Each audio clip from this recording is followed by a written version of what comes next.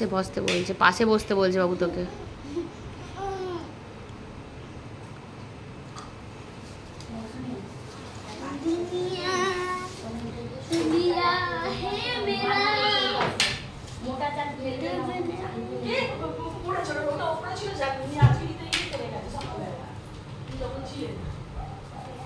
শোনো দাদাকে খাইয়ে দাও তো একটু।